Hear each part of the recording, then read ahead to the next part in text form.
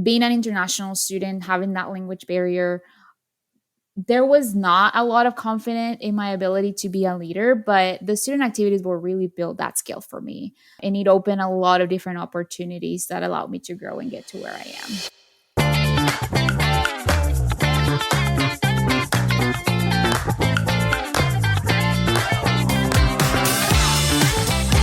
Welcome to Mission Admissions, a podcast that helps higher ed become better recruiters, communicators, marketers, and leaders. I'm your host, Jeremy Tiers, and every other week I'll share my candid conversations with industry leaders and difference makers from both inside and outside of higher ed. You'll walk away with advice, tips, and strategies to help you both professionally and personally. Mission Admissions is part of the Enrollify Network, a robust collection of podcasts designed to help higher ed professionals like you grow. Explore our other shows at enrollify.org or check out some of my personal favorites linked in the show notes below. Enrollify is made possible by Element 451, the leading AI-powered all-in-one student engagement platform, helping institutions create meaningful, personalized, and engaging interactions with students. You can learn more at element451.com. Hey everybody, it's Jeremy Tiers, and this is episode 48 of the Mission Admissions podcast. Today's episode is the second of two where I'm introducing someone who is a rising star and a young emerging leader in the higher ed space. Bertita Barrientos is the Assistant Director of Admission for Butler University. She's based in Texas, the DFW area, as a regional rep. And when I ask people who know Bertita well to describe her, words like kind and servant leader came up a lot. And in addition to her role at Butler, Bertita also serves on TACAC, which is the Texas ACAC, as their fellow chair. So welcome to the show today, Bertita.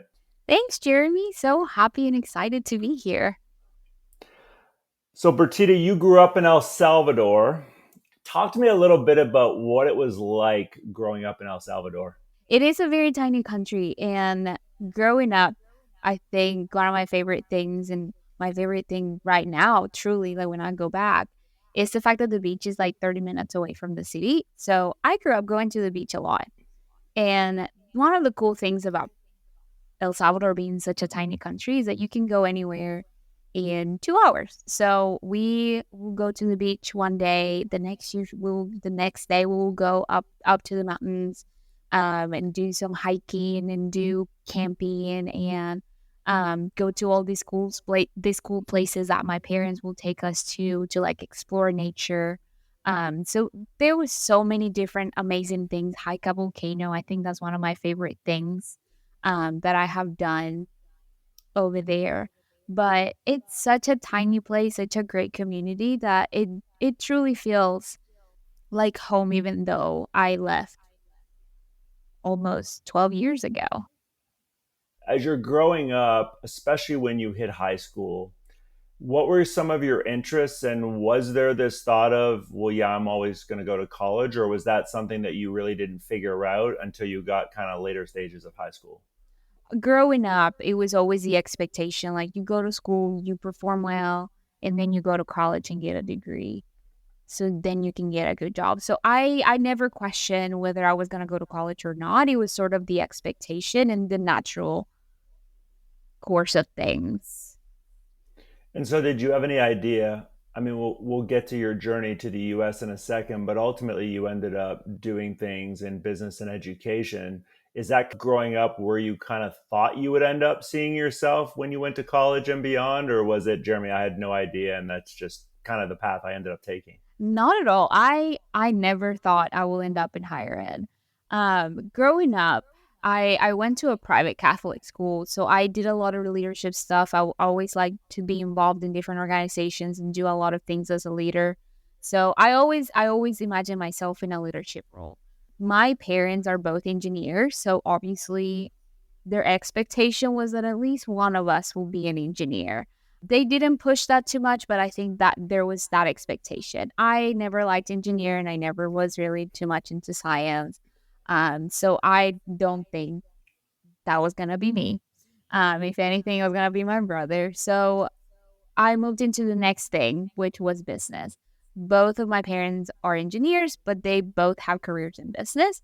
So seeing them in their roles, seeing their work, and seeing the different roles that they have taken over the years, I found it very interesting. My mom was also able to get me a few internships at her company when I was in high school. So I was able to start getting familiar with the business world and different areas. So that's kind of where my interest in business started. So when I started looking into college, the obvious choice was business. So I never really questioned it much.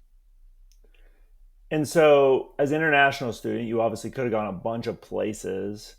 How do we end up in a small town of Conway, Arkansas at the University of Central Arkansas? That is a funny story because, yes, I literally could have gone anywhere else. Lots of institutions that are a lot more popular internationally. But my mom had a friend and her two daughters went to an institution in Arkansas. One of them went to UCA. So my mom sort of had that background knowledge about UCA. So when I was a junior in high school, my mom actually took me to Arkansas and she let me spend for the very first time 3 weeks by myself. I was 16. That was my very first time being away from my family for that long. And she was just like, see if you like it. What was that like being away from your family as a 16-year-old? It was fun. I'm not gonna lie, it was really fun. I think originally the plan was to be there for 2 weeks, and the friend that my mom had actually enrolled me in a charter school for those 2 weeks, so I could see what education was like. I surprisingly made good friends during those 2 weeks, and they convinced me very fast to stay another week. So I convinced my parents to let me stay for another week. I almost tried for a fourth, but the next week wouldn't have been Christmas, and my dad was like, absolutely not. So I really loved the experience, loved Arkansas. It with it being such a tiny place and how tight the community was, I think I really liked how similar to El Salvador it was and it felt. So whenever my parents asked me what I thought about the state, the city, the school, I instantly said yes. I instantly said that I really liked it. I really enjoyed it and I could see myself there. And so I'm always curious. You obviously talked about feeling pretty comfortable when you first came to the US. As you got into obviously a lot more American culture, things came very easy, a lot of similarities to El Salvador, or, were there any really big challenges besides obviously the challenge of going from high school to college that just initially the cultures were so different and it was an adjustment for you? I think so. I think at first, we all go through that honeymoon phase where like everything is great and everything is fun and we just want to explore new things. So I really think that the first few weeks, maybe the first few months were really fun, really cool. I was just exploring everything that college had to offer. I started making lots of friends, so that was fun. But eventually it really started to hit the little cultural pieces that were so different. I really started noticing like, the food is not the same and I sort of miss my food from home and the language barrier was a little bit of a challenge. I was very fortunate that my parents always valued the importance of learning another language. So I grew up learning English, but there was still a little bit of that language barrier. And being able to fully communicate what I needed or what I was feeling was a little bit hard. And then just little things culturally. Like I remember one of the biggest things for me was that we always hug people and we kiss on the cheek, like regardless of whether you know the person or not. And here I think that touch was it's not a thing. So that was it was very hard to me trying to figure out how to address someone, what's appropriate and what's not, those little things that made it a little bit hard for me to build relationships at the beginning. And so, did you kind of figure all that out on your own, or do you remember, was there somebody in an office on campus at UCA that helped you I'm just curious if, when you're young and you run into, for lack of a better term, challenges, right? Are there people that ultimately help you get through those challenges, or is it a nope, I figured it all out on myself, kind of through trial and error? No, I was very fortunate. I met a few friends very early on, and two of them were American, and one of them was international too, and she had already been here for a while. So they helped me really figure out a few things, figure out the culture, figure out things that I have never done in the past, and really also get me plugged in. One of them was the one that got me plugged in with a lot of different organizations on campus. She was the one that got me plugged in and how I got my job as a resident assistant. So they were really the ones that helped me complete that transition a little bit smoother than I would have probably done it by myself. Do you remember, you talked about being an RA, and I know at UCI you also joined the President's Leadership Fellows. Is there anything you remember from your time in either one of those organizations, or even maybe in another leadership group you were a part of, where you learned a specific lesson that you still utilize a lot today? Oh yeah, I mean, I look back at my time at UCA and all the leadership roles that I had, and I really think that I got my leadership style and a lot of the skills that I now have thanks to all of them. I look very fondly of my experience as an RA and being part of the President Leadership Fellows, but I really think that the one organization that did it all for me was the Student Activities Board. Once I found the organization, it was incredible, the growth that I had, the communication skills that I built, the confidence that I built, because I feel like being an international student, having that language barrier, there was not a lot of confidence in my ability to be a leader, but the student activities will really build that skill for me. And it opened a lot of different opportunities that allowed me to grow and get to where I am. Where do you think confidence comes from? I'm always curious people's answers to that.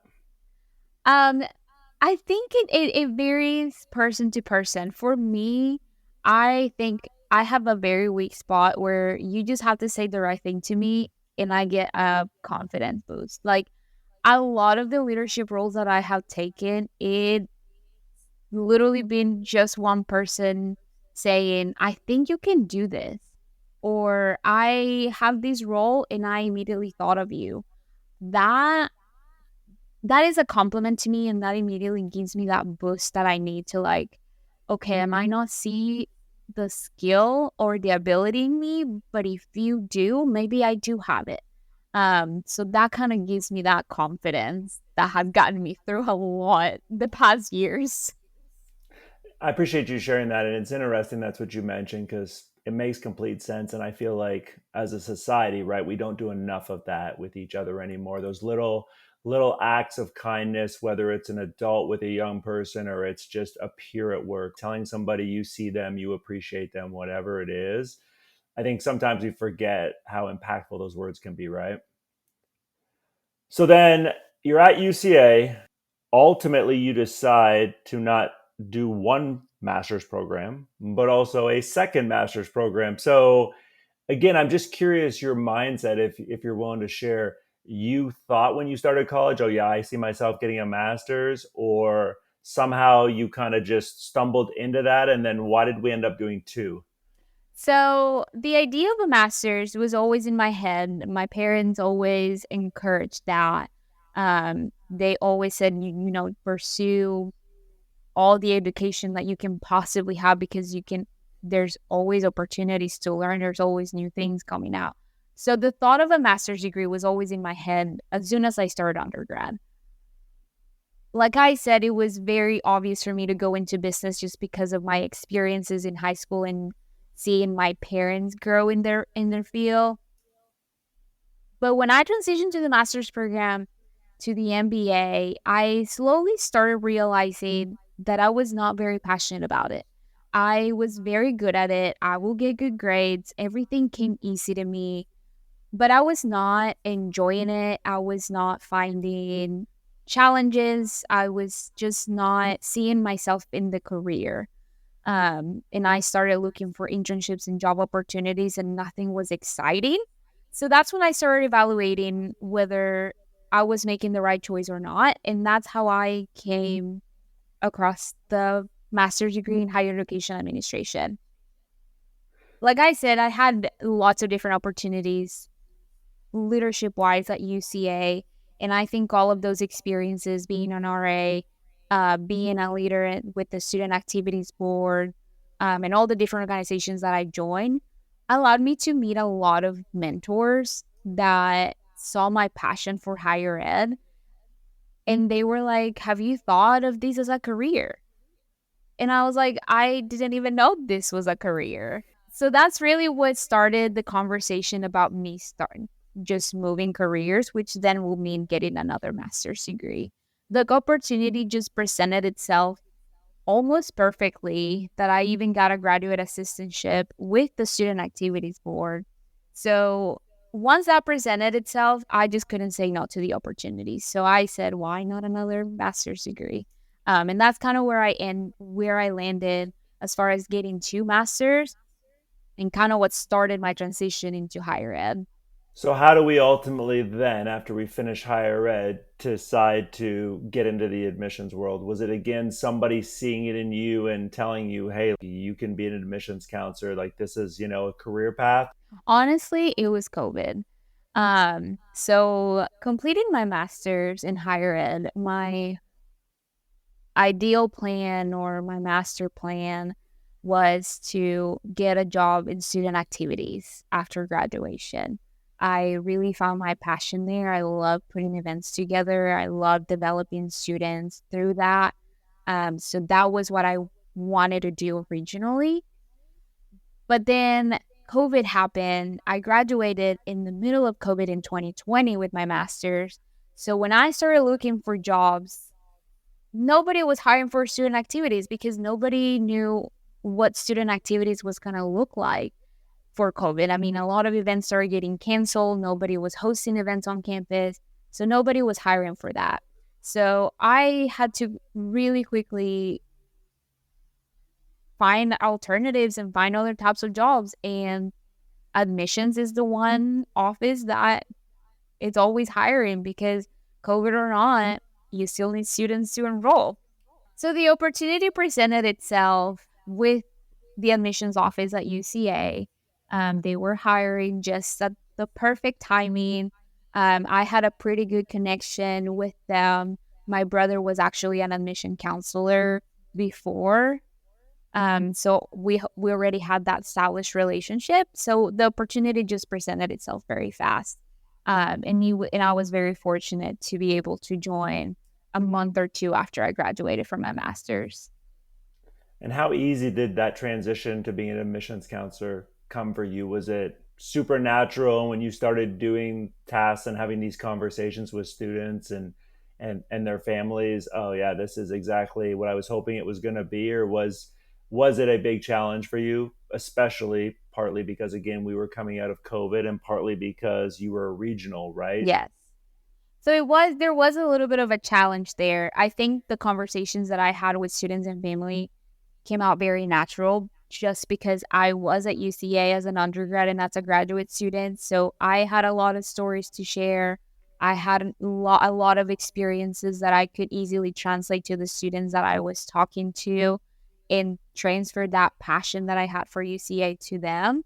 So the recruitment piece in that sense was very easy to me. The challenge wasn't in COVID. It was getting into schools and being able to connect with students in person because they were already tired of being on Zoom and tired of doing so many virtual things.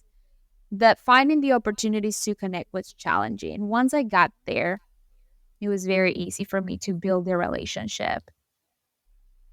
Why pivot then with your background at UCA to ultimately joining Butler's staff a couple of years later? How did that transition end up happening? Yeah, so I very quickly, through my years at UCA, found the passion for admission.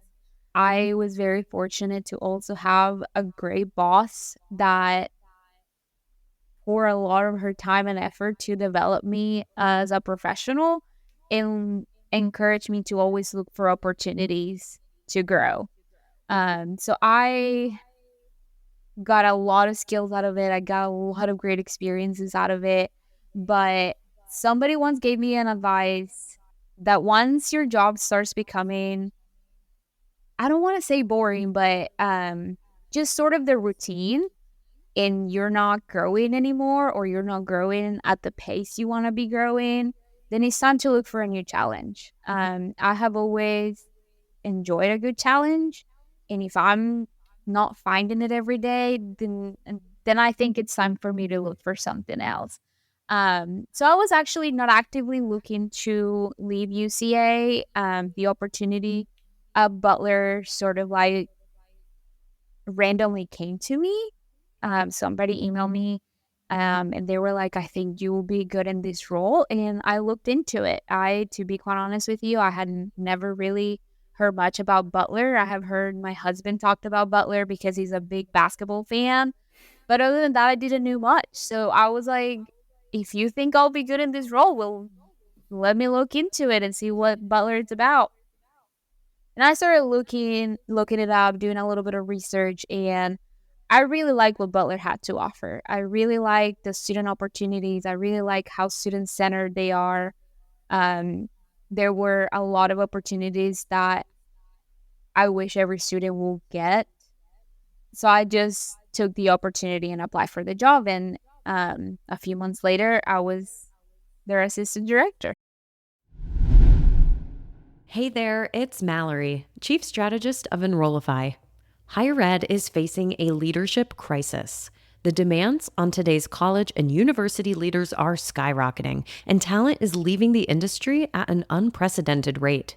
New leaders like you are emerging, but no one is getting the proper training to be successful. Well, Enrollify is here to change that. Our new course, Lessons in Leadership, taught by Dr. Carrie Phillips, will prepare you to be a confident, empathetic, and effective leader. From systems thinking to adaptive leadership, building culture to handling difficult decisions, this comprehensive online course is perfect for new and aspiring leaders. Don't wait. The course starts September 9th, and for a lucky group of 26 students, we have the option to add interactive sessions with Dr. Phillips for personalized guidance. Visit Enrollify.org to learn more.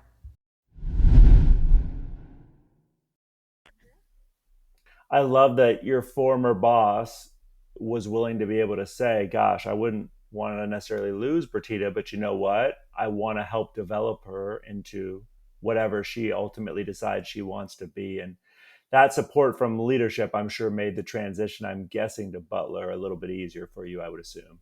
Oh, absolutely. I really think that if I wouldn't have that support, the transition would have been a lot more challenging, and it would have even given me a pause into whether I was going to be successful transitioning or not. I remember having a few conversations with my supervisor at UCA and asking her, like, do you think I can do this? Because you're transitioning. I mean, I was transitioning from a state school to a private liberal arts institution. The student population was going to be different. The duties were going to be different. I was recruiting for a school that was going to be farther away for my students to go to. So there were challenges in that regard. So the conversations that I had with my supervisor and her encouragement that I had what it takes to do the job is really what helped me transition.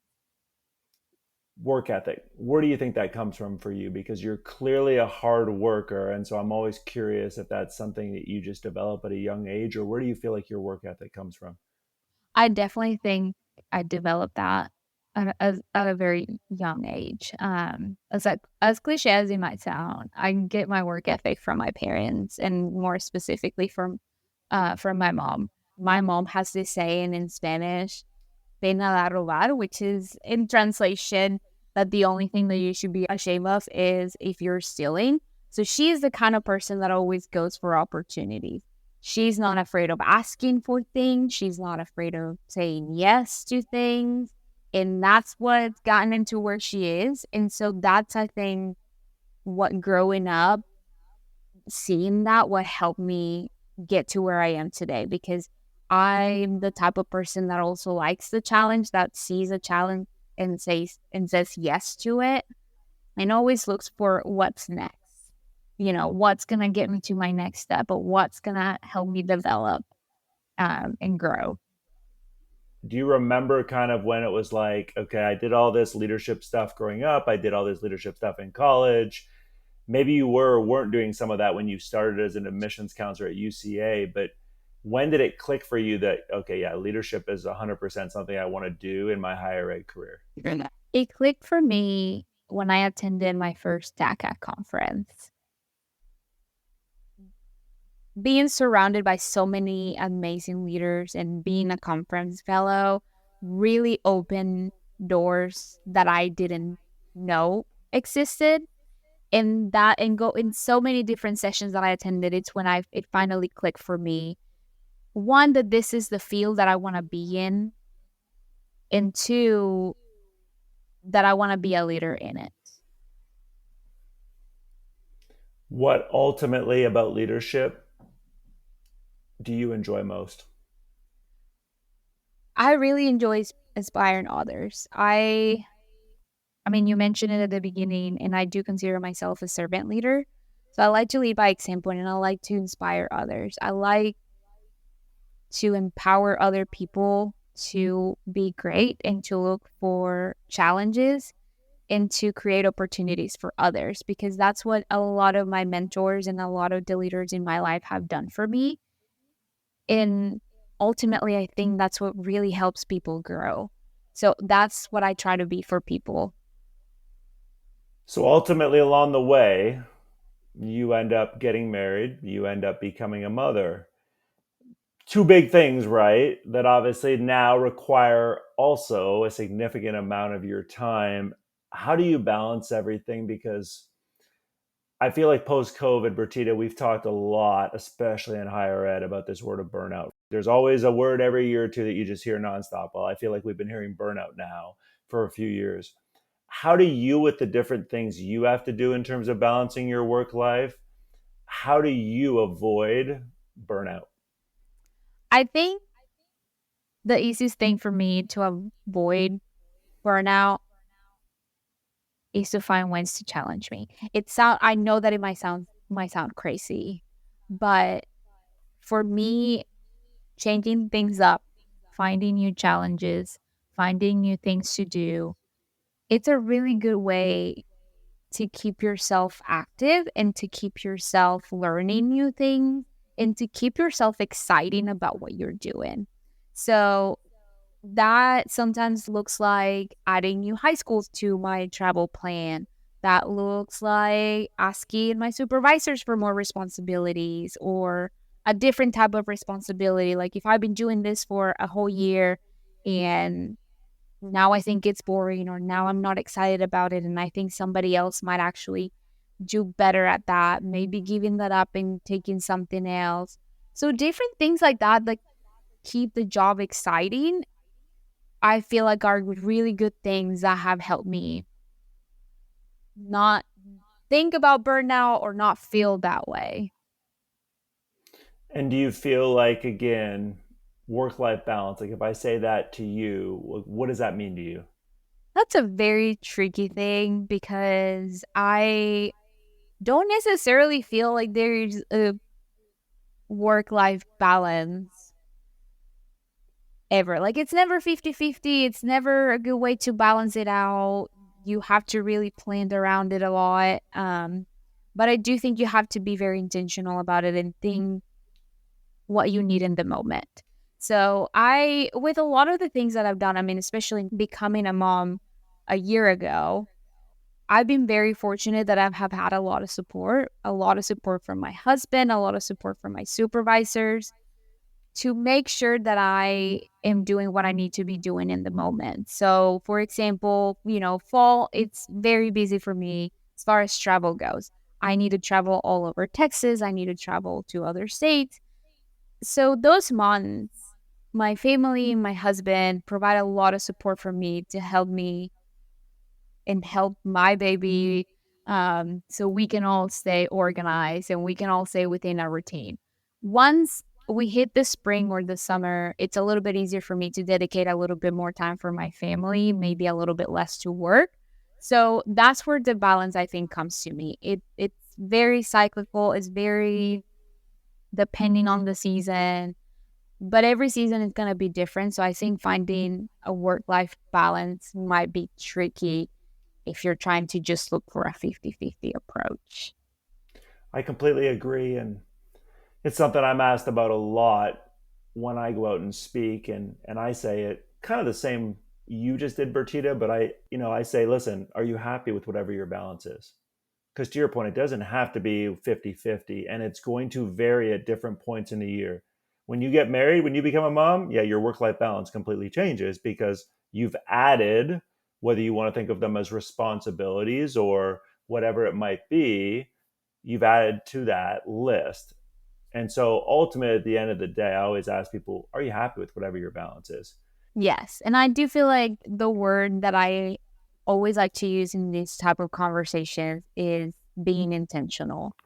You have to be intentional about what you're doing. You have to be intentional about what you're asking others to do for you. One of the things that I have really enjoyed being in my role here at Butler is that every time that I have come to my supervisors and asked for more responsibilities or asked for additional opportunities, it has never been a thing where like they just hand me something to do.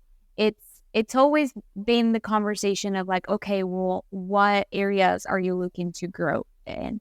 Or what are you interested in admissions? What can we help you with?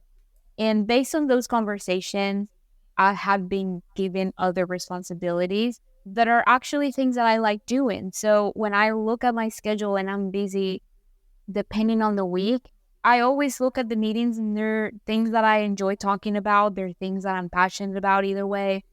So to me, it's not a burden and it's not, I don't look at the week and I'm like already tired before I even get started. So I really think intentionality is very important in making sure, like you mentioned, you communicate with the people that support you of what you need. I've been very fortunate that with my husband and my family, I've been able to communicate what I need when I need to travel and I need to be away from home, what I need as far as support. And I've been in being able to get that and also give that support to my husband because his time of the year, his busy times are different. So we have been able to find a good balance there, who needs to be where and who needs to do what at home.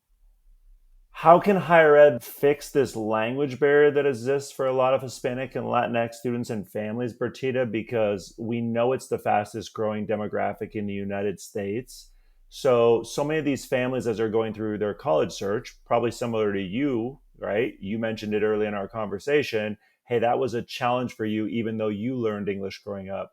Any thoughts on how we can fix that language barrier that exists? Yeah, I think just providing opportunities that are there for students and families to get, but not pushing the opportunity too far.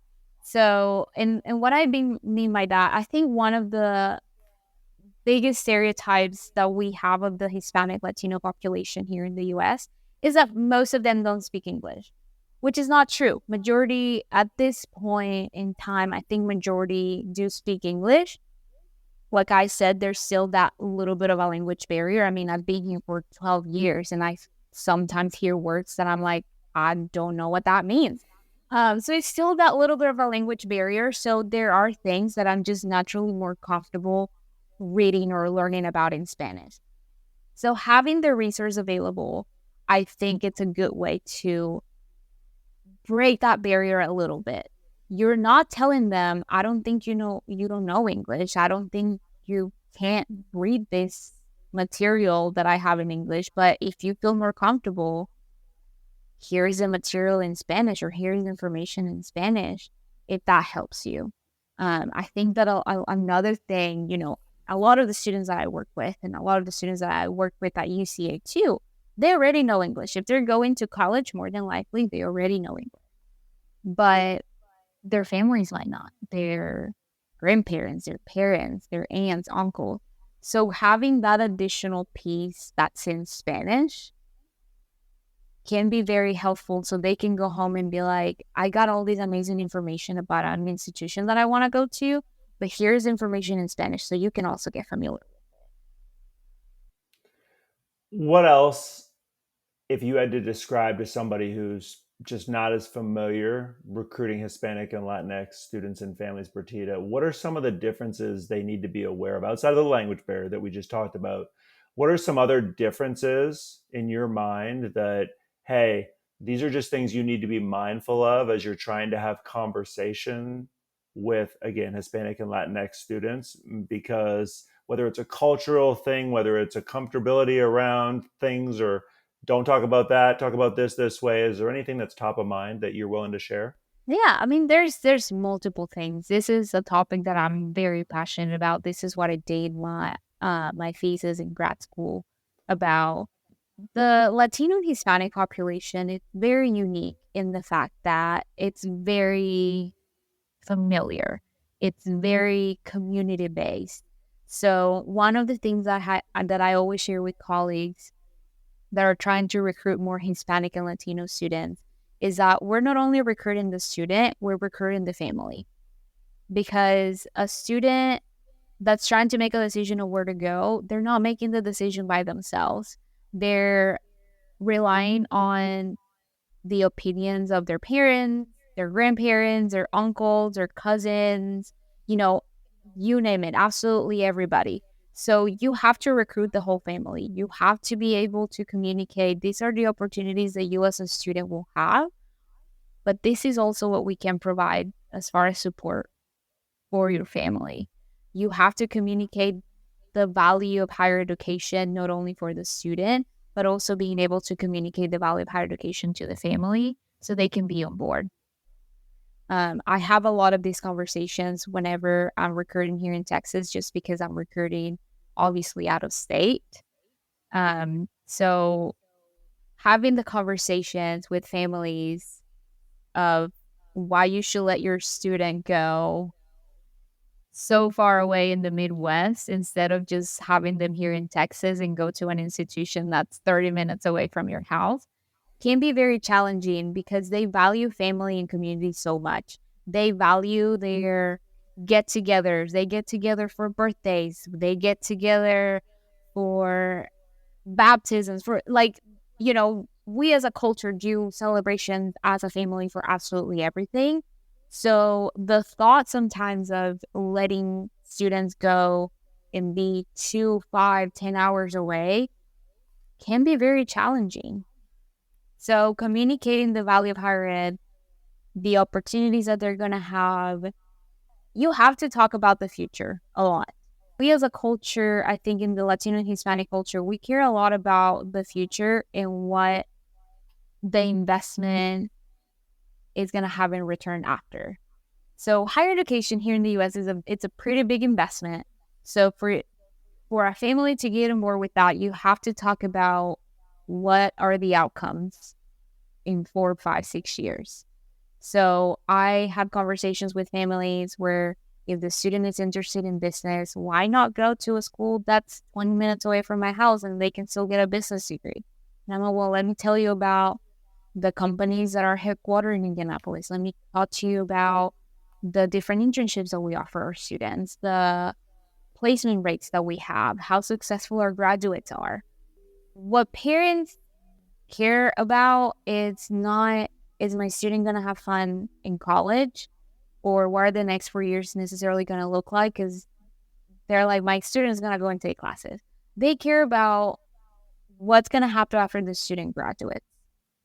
If my son, my daughter, going to have a job after they graduate, and they're going to be successful. And if they can see that, and if they can picture that, then I think the conversation is a lot easier as far as why they need to go so far away. I appreciate just your openness and willingness to share today. As We've talked about a bunch of different things here. The last thing I do, Bertita, on every podcast is something I call fun rapid fire. And so I'm just going to give you a handful of things, and I just want to get some quick feedback on each of them from you, okay? Okay. I've heard you like coffee, so what's the best coffee out there? Oh, that's a hard one. Marty B's coffee is probably my favorite. Is that local. a Texas thing? It's a local thing, yeah. Okay, because I love my coffee, and I've never heard of that. Okay, no, it's a very local thing. I will look that up next time I am in Texas. Perfect. I've also heard you like to run. So where's the coolest place you've either run a marathon or any race that you've run? My favorite one has been in Fort Worth around the zoo because a lot of nature. That's where I ran my first half marathon.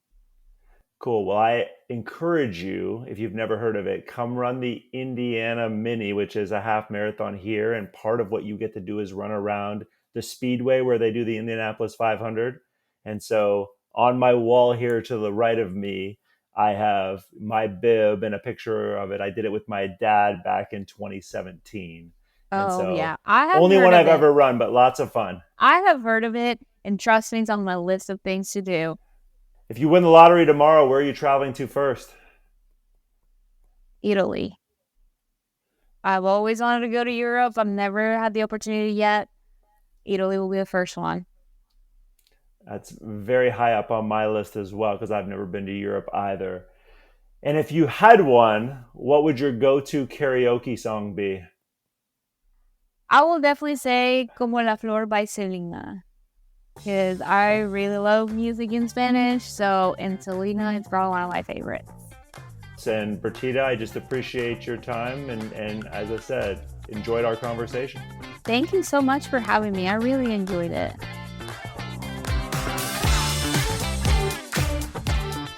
Mission Admissions is part of the Enrollify Podcast Network. If you like this podcast, chances are you'll like other Enrollify shows too. Our podcast network is growing by the month, and we've got a number of marketing, enrollment, and higher ed technology shows that are jam-packed with stories, ideas, and frameworks, all designed to empower you to be a better higher ed professional. Our shows help higher ed marketers and admission professionals find their next big idea and feature a selection of the industry's best as your hosts. Learn from Jamie Hunt, Allison Tercio, Day Cabilds, and so many other amazing leaders in the higher ed space. Enrollify is made possible by Element 451, the leading AI-powered all-in-one student engagement platform, helping institutions create more meaningful, personalized, and engaging interactions with students. You can learn more at element451.com.